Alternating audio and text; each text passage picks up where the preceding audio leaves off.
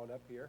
So as you can tell, we've got some people up here, students, a colleague of mine. Douglas is still hanging in here.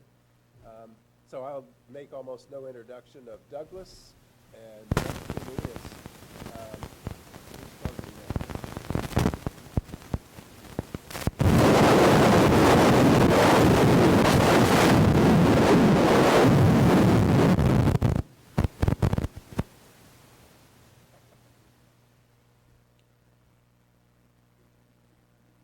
Okay, now that we can start again, divine interference.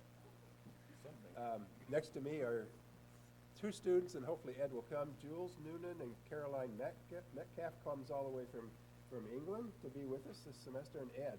All three of these students are doing the Thomas Merton spirituality class with me this semester and have agreed to be with us. And Bob Fowler, my colleague, who teaches most of the Bible stuff. So what I've asked everybody up here to do is to ask a question, and each one will ask a question. Our friend Doug will answer that, and then when we've asked our question, we'll turn to you. This is slated to finish at 3, and it will finish at 3. Doug has a plane to catch fairly soon, so we'll need to be out here at least by 3:15. We'll have a reception back in the back for as long as we can stay. You all are welcome to stay there as long as the cookies last. So, the first one I'm going to ask is Jules. If you can ask a question, you can use that microphone. It should be about close enough. Hi, Doug. I'm writing my paper this semester on Merton and suffering and violence. So my question is there such thing as good suffering? And if so, does that make us more Christian? Well, that was a tough one.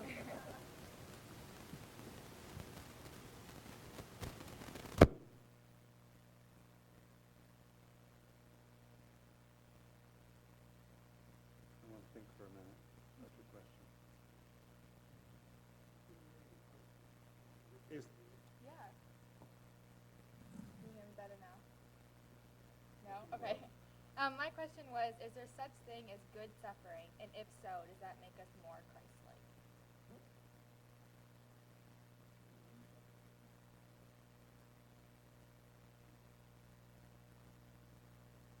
no? I'm hesitating a little bit just because I think it's very difficult to say something by way of a general response about suffering and when it might be good, whether it's good.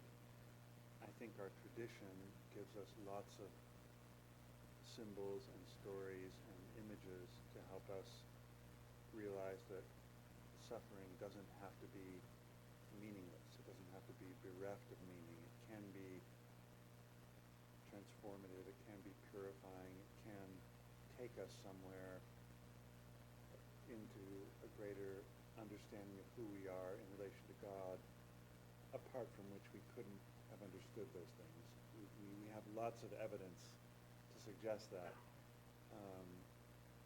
At the same time, I would say it's one of the great mysteries of our faith.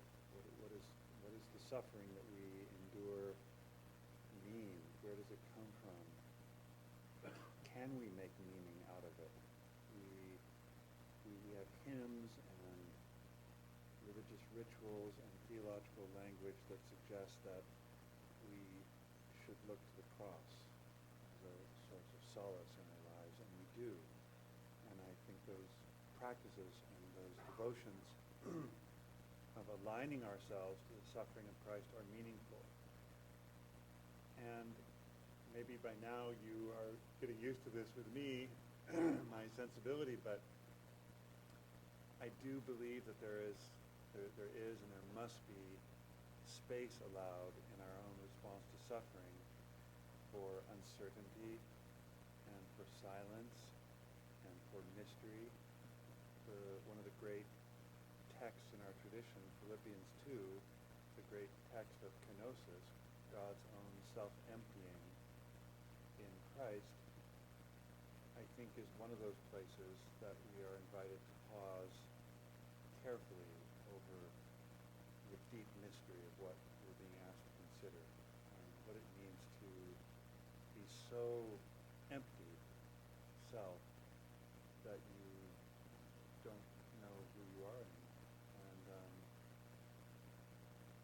so I think there can be a good suffering. I think we usually tend not to see it that way until we're some ways into it and maybe out the other end of it. It's one of the things that makes Christianity such a profound religion, is that we place value on what suffering can teach us. And anyway, I appreciate very much your question, and it's an honest question, and I know by the time you finish your paper, you yourself are going to have traveled a long ways in your own understanding, and I hope, this is just a pedagogical note, I hope that as you work on the paper, you can also be paying attention to the suffering that's already there in your own life, in the lives of those you know, and perhaps let that inform your own thinking about what you conclude theologically about its meaning. One of the reasons I so love to do this session, particularly with the students joining us, is all of us get to watch somebody who's pretty steeped in the tradition, who's got a lot of experience, but doesn't know what's coming at him. We get to watch him hear the question, shape it, frame it, and then use what he knows to answer. And this is, in a sense, what we try to do with students. It's what I still try to do with myself. So that's why I so love this. In some sense, it's just like, let's go. So Caroline, coming all the way from York, England, to be here today. Hello. My question is about meditation. I've done some meditation before, and as part of one of our classes, we have to commit to doing a certain amount of meditation.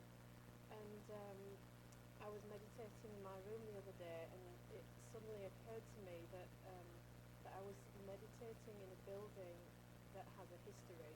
It was a hospital in the Civil War, and obviously people would have died there. And suddenly I felt rather uncomfortable because I thought, okay, I'm not sure what my beliefs are around, I don't know, lingering spirits or anything like that, or if I was just going to spook myself out doing it. But it kind of leads on to a bigger question of, as we go into meditation, what are we getting into? And as we're opening up to something, and becoming more, I don't know, receptive to things, for one thing, things can come out, and how do we deal with that? And then the other thing is, what are we letting back in? And, you know, how will, if we come across anything, how will we need to deal with that? You guys are not messing around.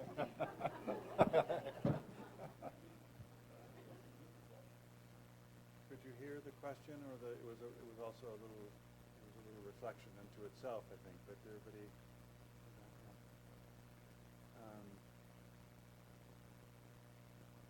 Well, I mean, the first thing I would say is I'm very struck by your own sensitivity to the place where you found yourself meditating, and I think you're right to note that can be a complex response to something where very likely people did suffer in that place, and some of your forebears, not yours in particular, but some of your ancestors passed through that place, and they came there out of very dire circumstances. Probably many of them met their end there, and so your sensitivity to that is already, I think, something kind of remarkable. It does cut both ways, though, because the very thing that maybe allows you to express empathy toward those suffering souls could also enter you as something that you experienced as dark or difficult or otherwise emotionally complicated. It's funny, like, I think meditation in the Christian tradition, we don't always call it meditation in Christianity, but going back to the earliest centuries of the church, we had practices of stillness, of entering into silence, of repeating a prayer word. These are deeply Christian practices that we have been given by our own tradition. another thing that these early traditions teach us right from the beginning is that to open yourself in silence and stillness to your own inner life can be extremely demanding. And the monastic teachers of the 3rd and 4th century developed a whole vocabulary of what tended to, in their experience, arise when you became still. And they recognized that there was a relationship between, they thought of it, whether metaphorically or actually, you're entering the desert, you're entering silence and stillness, and as soon as you let go of distractions and start to quiet down, well, things are going to start coming up. And Evagrius, one of the wildest of the early desert fathers, some people think he's the most Buddhist of the early desert monks because his teaching was so simple and sharp and clear, also categorized these things that show up in us. And they had names for them. One of the names was, the Greek word is logismoi. We would translate that roughly being thought streams. And if you've ever tried to meditate and think about, like, after the first 2 minutes of blissful silence, and then the silence deepens, and what you had for dinner last night, what you're going to have for lunch, that check you forgot to send, what your mother said to you 2 weeks ago, and what the monks recognized is that the mind is always producing these logismoi, and that they are ambiguous. They're not necessarily negative, but they're often complex, and they developed kind of wonderful techniques for allowing us to meet them, even be hospitable toward them, and then, depending on the circumstances and the particular thoughts that you're finding yourself struggling with, often just letting them go rather than getting entangled with them. In other cases, the monks were firm believers in simple practices like calling out the name of Christ as a form of protection, kind of talisman against thoughts that felt like they were too difficult to contend with. So claiming your own Christ-centeredness as a form of protection and solace. But they had deep respect for this process of how our own complicated inner life comes welling up, and it's kind of endless in its complexity. And rather than shutting it up in a room or pretending that these things don't exist in us, they, in my view, showed real courage in developing a way to face them and to be honest about them and to seek healing in and through the kind of process of contending with our own complex inner lives. And in some ways that was the model by which the early desert mothers and fathers believed that spiritual transformation happened. These things coming up within us are real. We can't pretend that they're not real. We have the capacity to contend with them in a way that is ultimately life-giving for us. We can claim the security of our faith, but we also have to display some courage and opening ourselves. And Bob? Alan puts me at the end because he knows I'm there to be ornery and bend the rules a bit. I don't exactly have a question other than, what do you think of what I'm about to share? Because what I've been thinking about since last night is resonances, things that kind of bubbled up within me listening to your presentations last night and again this morning. And I merged with several words that struck me forcefully. Path, mostly from a conversation yesterday afternoon with the students. Path, darkness, silence, desert, and lostness. So I was paying attention, like I did last night and this morning. So path, darkness, silence,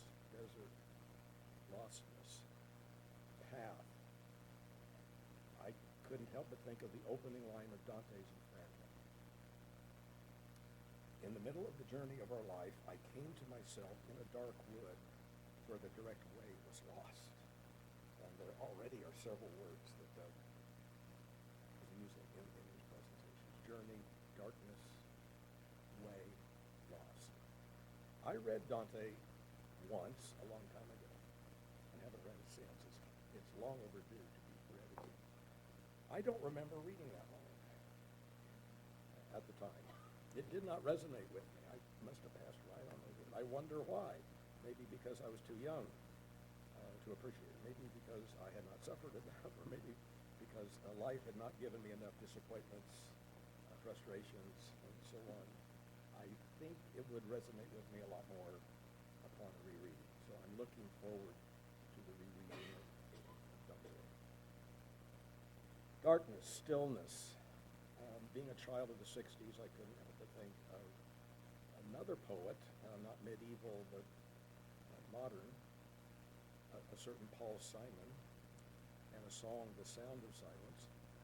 I Googled and found the lyrics. I was thinking of reading them all, but I think that would take too much time. But the opening stanza would be familiar to many of us, at least if you're of a certain age. Hello, darkness, my old friend.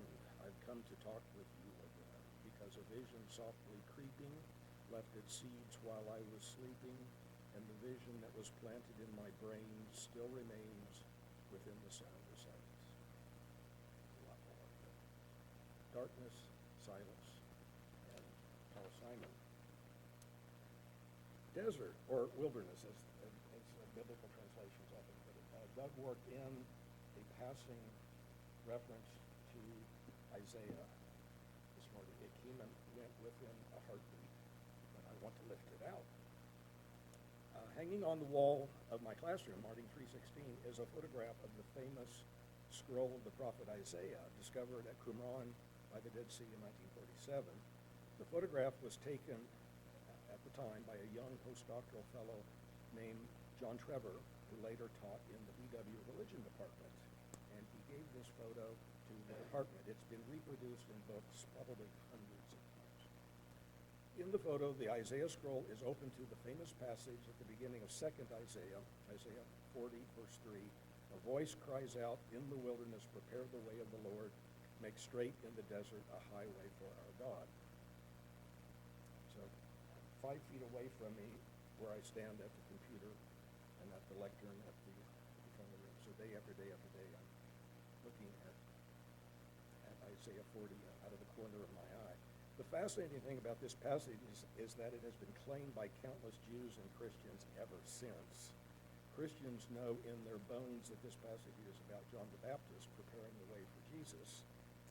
However, the Qumran community who wrote the scroll, they knew in their bones that the passage was really about them, literally preparing the way of the Lord by living in the stark, barren landscape, desert landscape beside the Dead Sea.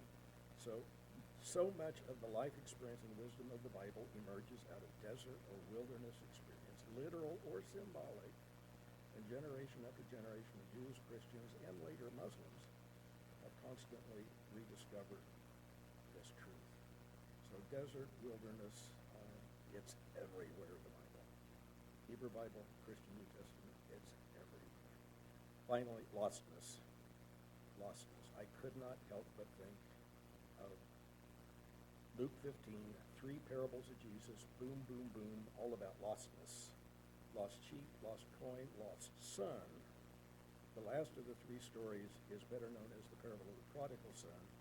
But Luke tells the story in such a way that we cannot miss the emphasis on the lost and the found. Twice in the story, the lostness of the younger son is highlighted.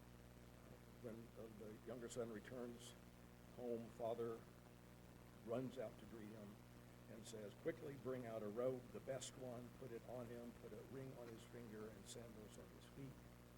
Get the fatted calf and kill it. Let us eat and celebrate. For this son of mine was dead and is alive again. He was lost and is found. And they begin to celebrate. So on on the lips of Jesus, in the writing of the gospel writer Luke, and throughout the whole Bible. Apparently, there's a lot of interest in the lost, and if possible, finding. So those are my thoughts. For what they're worth, let Doug pick up on any that he cares to. But listening last night, listening this morning, I was struck by path, darkness, silence, desert, lostness.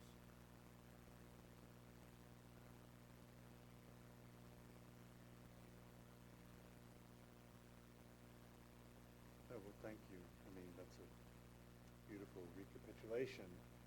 No, I mean, it's helpful to me. I expect it's helpful to those sitting here. Well, that's what I was talking about. No, it took him 2 minutes. I know. I'm so sorry for that.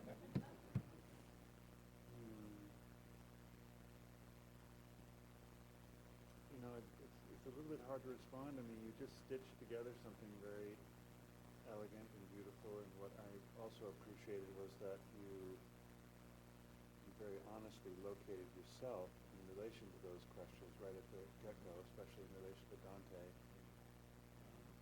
Dante's Divine Comedy is, I mean, you can read it as a young person and benefit from it. I know that. But it's not a young person's text. It's a text that emerged out of the suffering and dislocation of midlife, and that opening line of the first canto of the Inferno speaks volumes to anybody who's ever found themselves in the middle of their own life's journey, feeling as though they're moving through a dark wood, and the notion of the straight way being lost. You know, there's so much spiritual and psychological truth in that intuition or dawning awareness. You know, we talked about this the first day I was here. The path.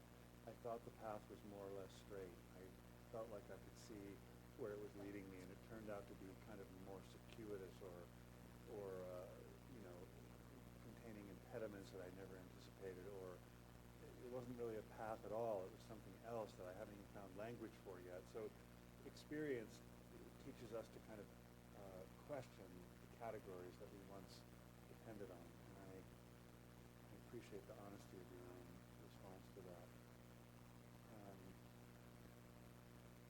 I also appreciate your careful attention to how the Bible invites us into wilderness experience. I certainly could have done more myself to ground what I had to say in the Bible, and although when you reach the writings of the late medieval mystics, you might feel like you are far from the Bible indeed, when they pick up a certain motif and run with it. It is very interesting and potentially fruitful to take a text like that from Isaiah and to see the changes that we as a community ring on that idea over centuries, and how we keep turning it toward our own greatest needs. And you know, when a 14th century Flemish mystic like John of Ruysbroek can take the notion of lostness in the darkness of the desert, which is kind of an inversion of what Isaiah seems to be proclaiming, it just invites all sorts of reflection on our own understanding of the desert, even in the Bible. And if we simply return to Jesus' 40 days in the desert, about which we know almost nothing, really. We have some little glimpses that the gospel writers have given us, but the unknown is much greater than what is known. And I also could recommend a novel by a British writer named Jim Crace called Quarantine, in which he very wonderfully kind of gives imaginative life for those 40 days, and he tries to kind of open up what kind of lostness might there have been in those unfolding days, and Jesus himself in the wilderness. So I just appreciate how you're extending thinking about these things out of your own felt experience and your own expertise. allow me to ask a question that we may be able to stitch back into what he did summarily of what you've done over the couple days. And I would preface that by saying it's so wonderful for me to sit with somebody who's also a professor, and you get a question and you just don't start babbling away straight away. It's like being with a Quaker, you know. You actually think about what you're going to say, and then you start, and it really is pretty good stuff. So it's a good reminder that I don't need to say the first thing that comes to my mind always. So this morning you used a phrase which I think even if you all weren't there this morning, you'll be able to probably get a sense for what it is. The phrase was constructed self. And I heard that, and I think I know what it means, but I'd like to hear you talk about what you mean by constructed self, particularly as you think about taking a constructed self into the desert, wilderness, all the stuff that Bob just talked about. And if it ever gets found, what does it look like on the other end? You guys are making me work hard here. Oh gosh, that's a great question. Well, I mean, in one way you can say the idea of the constructed self might owe more to, you know, our own evolving language of psychology in the last 150 years, where I think we've become more habituated to asking questions about identity and what an identity even is and how it's formed. And so I think that's good to acknowledge that some of the language emerges out of that context. It probably owes something to that long discussion of identity formation. However, neither Freud nor Piaget nor Colbert nor any of these people invented the idea of identity. And if you begin to search out our own tradition, for example, I would say you can find this already emerging in the Gospels, but certainly it starts to show up in the spiritual traditions subsequent. Identity is a big question, a huge question. It's kind of the question. Who are you most deeply? Who are you in relation to God? I think Jesus' questions about what it means to enter the kingdom in the New Testament, especially as these get couched in terms of parables, are always questions put to the hearer about who you are and who you mean to be in relation to your own deepest self, in relation to God, in relation to others.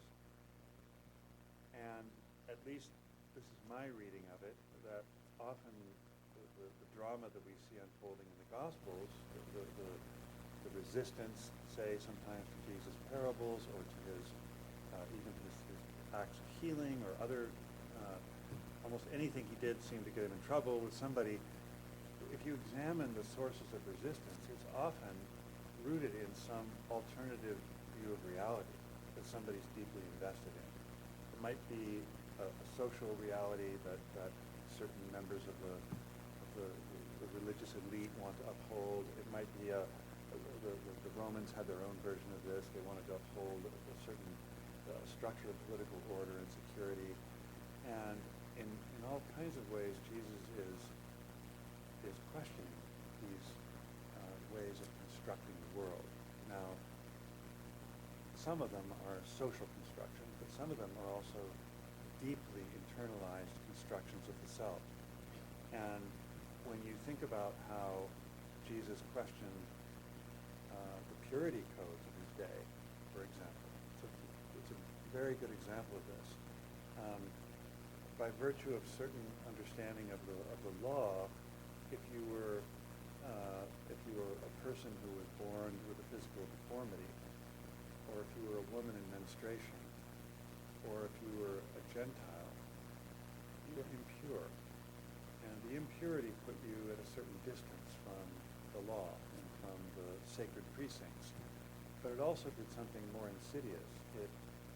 It gave you an internal self-understanding that was rooted in shame and non-acceptance by the community. So when we read these stories of Jesus calling into question certain elements of the purity system and touching those who are physically deformed, making contact with women, especially and including women who are menstruating, consorting with Gentiles, he's not just being kind of a rebel, he's cutting to the very center of a whole worldview that has determined that some few people exist at the center and everybody else is out in the wilderness, having to live with their shame and their self-loathing.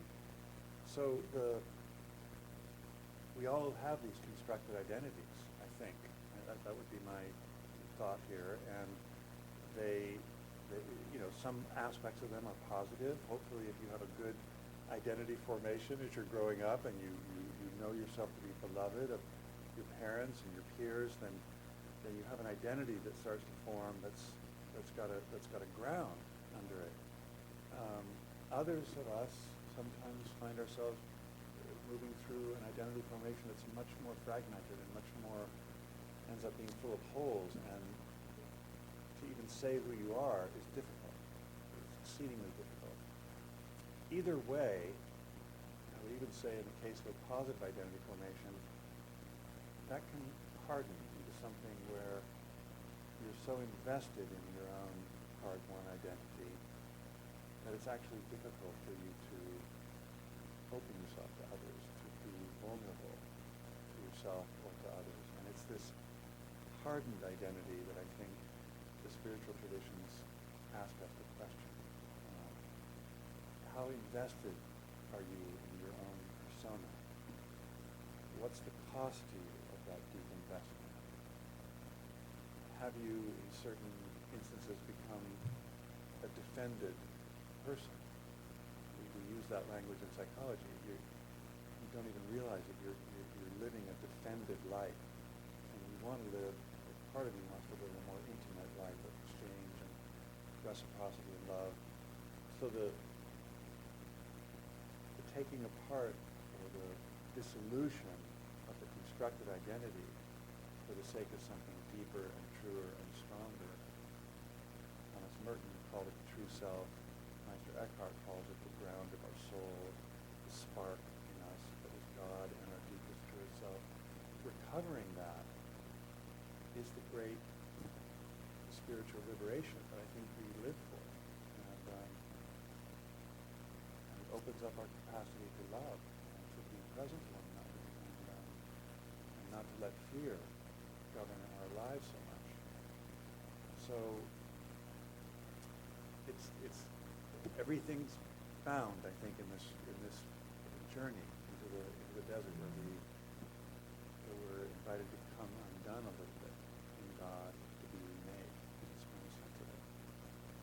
There's also a danger in asking the question of the professor, because look at me, I just get a simple question and on I go. It's, you know what though, it's that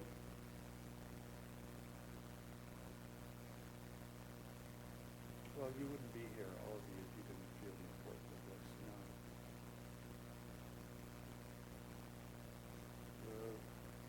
The remaking of the self in God. It's what's at the heart of our faith, and thankfully we get invited into it over and over again, but it also eludes us, and so it bears thinking about carefully, I think, and demands our deepest attention. So, hence my response. We are ready to go out, so you're all the potential questioner till 3 o'clock. So Tom?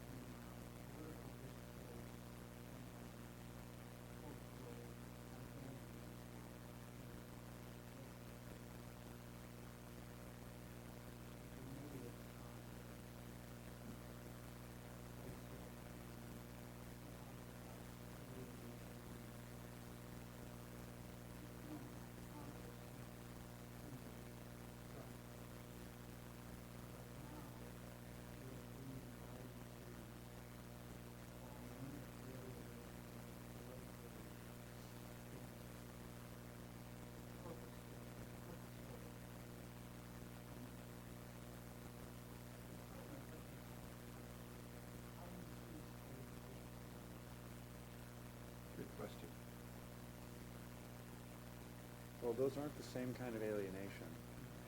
And perhaps we need to be careful in our use of language, myself included. If you speak in the way that many of these spiritual teachers speak about learning to become estranged from yourself, they're actually talking about the process of letting yourself become a little deconstructed, right? And ultimately become a free person in God. The alienation you're describing that we're being invited into in the political sphere is an alienation born of suspicion and fear and xenophobia. It couldn't be farther from the kind of tenderizing of the soul that the mystics are inviting us into. Now, so, it could be that we needed different vocabulary. So alienation means fragmentation, xenophobia, hatred, life going to hell. The other thing is regeneration, is being reborn, is learning to live out of a place of vulnerability.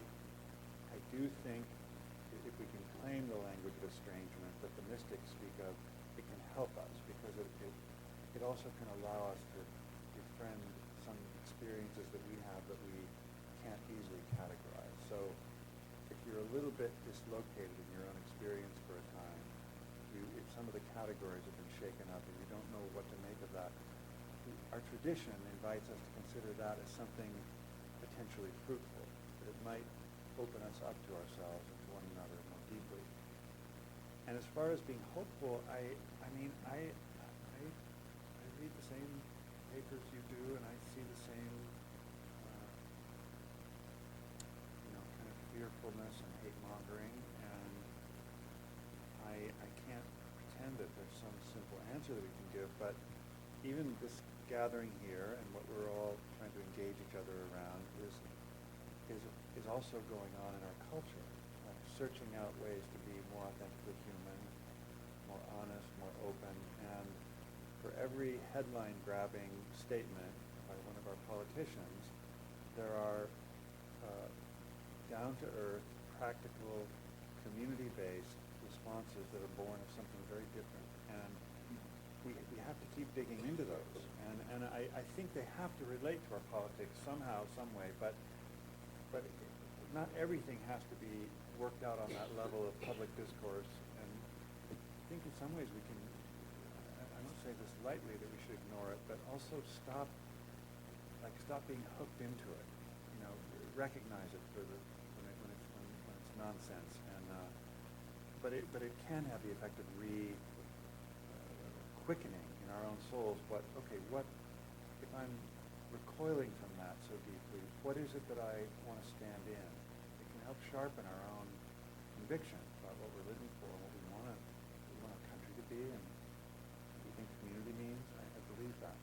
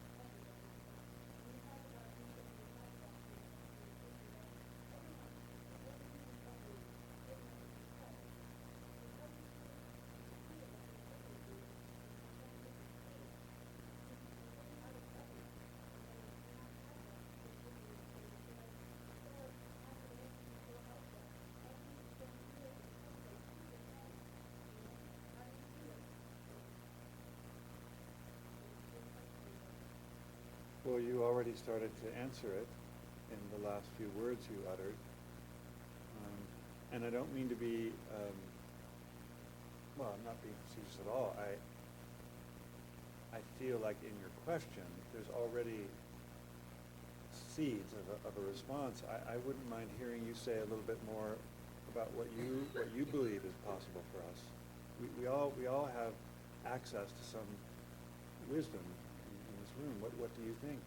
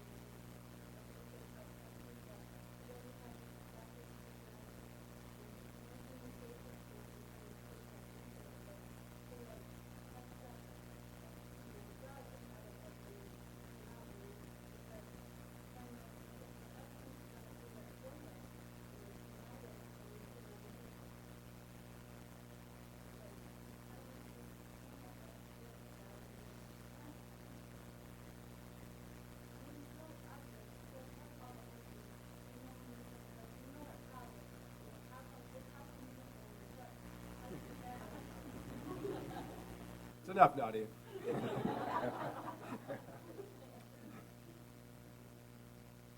Well, you said a couple of things that I think are pretty important for this, which one is we have the power, and we see also the light and the goodness in one another. Sometimes we do. I've been sharing a little bit since I've been here. A close friend of mine in Los Angeles is Jesuit priest Gregory Boyle. He's helped develop Homeboy Industries in Los Angeles, which exists really as a place of refuge for the most despised and discarded human beings in Los Angeles, ex-gang members who people very easily discard as being beyond the pale of their concern. And you think about that for a moment. We all have, we probably all have, we don't want to admit it, we have some kind of thresholds in our own mind. For some, the threshold is very high. Almost no one is beyond the pale, but maybe somebody is. Maybe some terrorist somewhere, we would say. But okay, that everybody else is forgivable, but not what that. We all have that. Well, these homies, these homeboys and homegirls, they've lived a life where they understand themselves to be completely disposable human beings. Nobody sees them as good or worthy of love. And then that has become internalized. And the work of Homeboy Industries, although yes, Father Greg from the beginning is, one of their mottos was nothing stops a bullet like a job. Find employment, help them get back into the world, absolutely. And so there's a concrete, practical dimension of it. But over the years, he's actually come to realize that while that is important, the most important thing is simply to create a place of safety and welcome and home. And the thing that he will say, he said this to me first time he ever met me, and I must say it really took me aback, actually, because it was the force and directness with which he said it. But he also, it's what he will say over and over and over again till his dying day to every young man and woman who comes in the door, often abused, neglected, bereft. And what he says to them, I'll say it to you, because you just said it to all of us, you are exactly who God had in mind when God created you.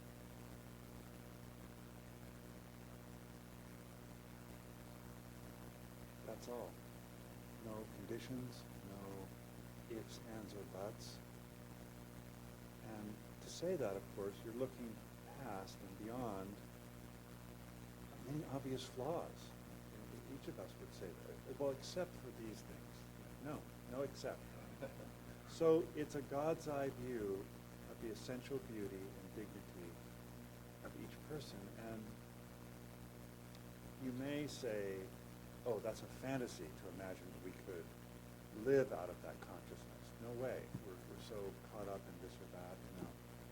But this is part of what spiritual traditions and faith traditions have always invited us into, to keep regenerating that fundamental vision of God's essential dignity and beauty in every single human person, without exception. And so then you just ask yourself, what does it mean? It's going to mean for me to regenerate that vision? What's going to mean for me to do that in my own local community? Beyond that, you often don't have control over it, but you do have something to say about that. And I think that personally, it's both, you would say in Christian theological terms, it's an eschatological vision. It's way off from being realized. But we also have a tradition that believes in something called realized eschatology. Each moment, every moment, the kingdom is breaking in, and we're called to inhabit it. And we have a chance to do that. And you could dismiss that as naive, but I think it's the most real way of apprehending one another and the world that we have at our disposal. And that might be the source of hope in part. Yes, definitely. Another question? We've probably got time for one or two more, please.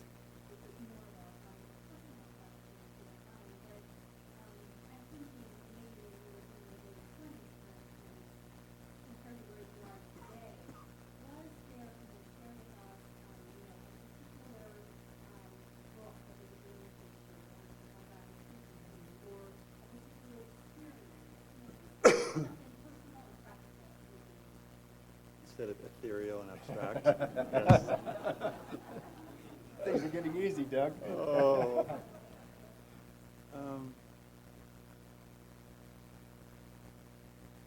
I mean, I grew up Catholic. I was a good altar boy. Got kicked out of the altar boys for bad behavior, and that sort of began a process of journeying for me that took me away from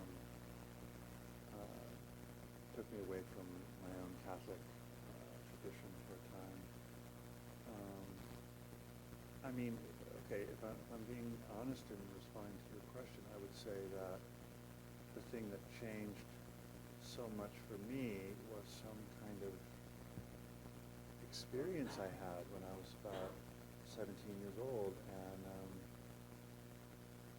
I went on but I was in a very different state at that point, and I sat down next to this cinder block wall, and I was kind of lost in my own thoughts, and but trying to kind of understand what was happening to me, and I just sat watching people kind of tumble off the bus, just the way teenagers will do. They're laughing and poking each other and going to get something to eat, and I had this strange sensation. I'd never had this before in my life. I'm kind of looking at them, and all I could see in the face of each person tumbling off that bus, who normally, in normal circumstances, I would have had things to say about each of them. Well, that person really is annoying, and that person, I can't stand that person, and judgment. Well, for maybe 5 or 10 minutes, like all I had was this sensation of their beauty, their essential beauty, and it just blew me away. Just those 10 minutes, and I didn't understand what was happening to me. I would later maybe use language of some kind of turning of heart, aversion, or something, waking up. But that experience shook me, and it touched me, and I would say, if you ask me how I even got on this path, I would say that everything subsequent tumbled out of my desire to understand what that was and what had touched me, and so yes, I mean then I started reading things, and I would say the only other significant thing I would say about kind of what came in the aftermath in my early mid-20s is I did discover that there was such a thing called monasticism. I didn't know anything about that. Somebody told me about this monastery in Northern California. I went there just on my own one Thanksgiving weekend when I was about 22 years old. And what I now feel like I understand better than I did then is that this thing that had happened to me was calling out for some space and time to kind of live into. And my own intuitive impulse, without having any rational understanding of this, was to go into silence and to give it the room that it was asking of me. And that, I think that rhythm has stayed with me ever since. And it also informs now how I approach my students when I listen to them describing any number of kind of things that have affected them for good or ill, and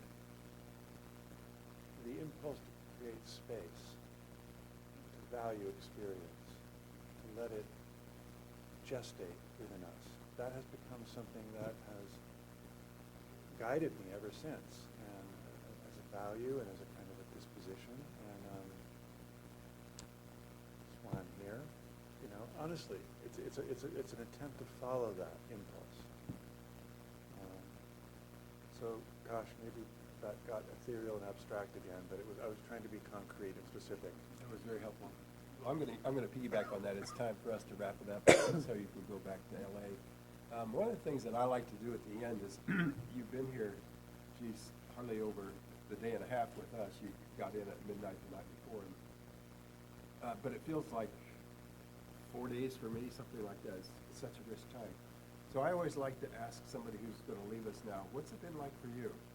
In 4 or 5 minutes, reflect on what's happened to you. You're a part of VW now, as far as I'm concerned, and you're going to go back and visit LA.